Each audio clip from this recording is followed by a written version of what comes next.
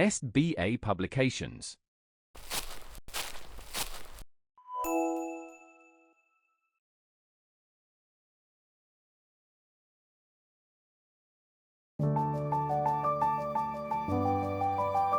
नमस्कार मेरे प्यारे बच्चों, आज हम पढ़ने जा रहे हैं आपका पाठ 7। मैं विनीता नौटियाल उम्मीद करती हूँ कि आप सभी लोग अपने अपने घरों में स्वस्थ होंगे। बच्चों, आज हम आपको एक ऐसी कहानी बताने जा रहे हैं जिससे आपको बहुत कुछ सीखने को मिल सकता है। तो आइए शुरू करें। पाठ 7, डर का सामना। हमारे पाठ का नाम क्या है बच्चों? डर का सामना। और डर शब्द का अर्थ मुझे नहीं लगता कि मुझे बताने की आपको जरूरत है। आप सभी जानते हैं डर का मतलब क्या होता है। एक 7-8 साल का बालक अपने पिताजी के साथ जा रहा था। ठीक है, रास्ते में एक जंगल पड़ता था। जंगल में पेड़ों पर बंदर बैठे थे। जंगल में बहुत सारे जानवर होते हैं, बंदर भी रहते हैं वहीं पर। वहां पर पेड़ों पर बंदर बैठे थे। बंदर उन्हें देखकर गुर्राने लगे। एक बच्चा 7-8 साल का जो जंगल के रास्ते से जा रहा था, जब बंदरों ने उन्हें देखा तो बंदर उनको देख करके गुर्राने लगे। कुछ बंदर पेड़ों से उतरकर आने लगे, कुछ बंदर पेड़ों से उतरकर आने भी लगे। बालक बंदरों को देखकर डर गया। सीधी सी बात है, आप भी जब बंदरों को देखेंगे तो डर जाएंगे। अगर बंदर आपके पीछे पीछे आएंगे तो आप भी डर कर क्या करेंगे? भागेंगे। तो बालक ने भी ये किया। वो देखकर उनको डर गया और भागने लगा। बालक को भागते देखकर बंदर भी उसके पीछे पीछे भागने लगे, क्योंकि बंदर कौन होते हैं? नकलची। आप जैसा करेंगे बंदर भी वही करते हैं। तो बंदर उसके पीछे पीछे भागने लगे। पिताजी ने आवाज लगाई और बोले, ठहरो, मत भागो।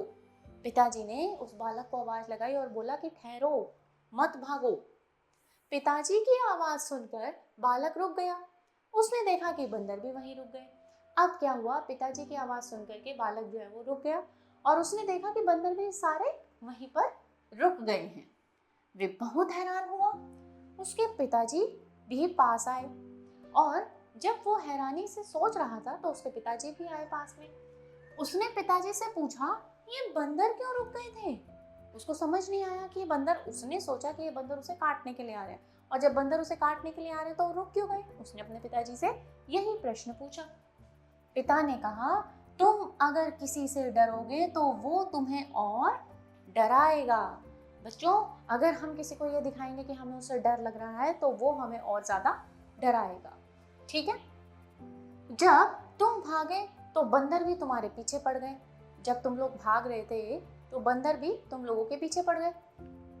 लेकिन तुम्हारे रुकने पर बंदर भी रुक गए, और जब तुम रुके तो बंदर भी रुक गए। इसलिए जिस चीज से डर लगे उससे भागो मत। जिससे आपको डर लग रहा है उससे भागो मत, उसका सामना करो। ठीक है?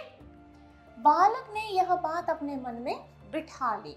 उसने इस बात को समझ के अपने मन में अच्छे से बिठा लिया कि मुझे अब किसी से डरना नहीं है और मुझे आने वाले मुसीबत का, मुश्किल का सामना करना है। इस बालक का नाम था नरेंद्र नाथ दत्त। नरेंद्र ही बड़े होकर स्वामी विवेकानंद कहलाए। बच्चों, ये जो नरेंद्र नाथ दत्त थे, ये आगे चल करके स्वामी विवेकानंद के नाम से प्रसिद्ध हुए। स्वामी विवेकानंद का जन्म 12 जनवरी 1863 को कोलकाता में हुआ था। कहाँ हुआ था इनका जन्म?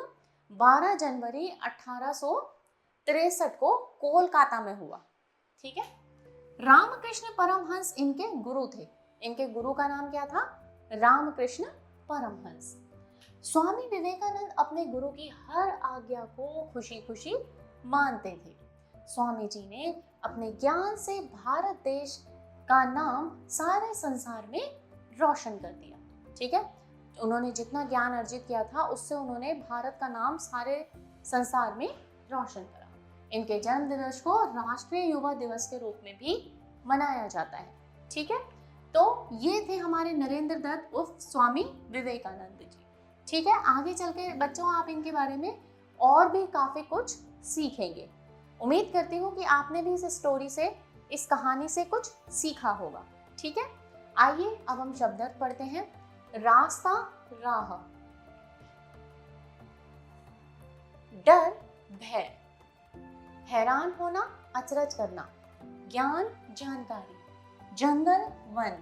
ठहरना, रुकना, गुरु, शिक्षक।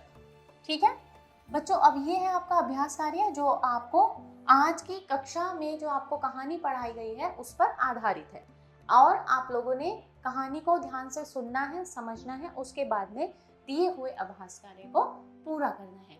आज की कक्षा में बच्चों हम इतना ही सीखेंगे। आपसे मिलेंगे आपकी अगली कक्षा में। तब तक के लिए मेरे प्यारे बच्चों, सीखते रहिए, स्वस्थ रहिए। नमस्कार।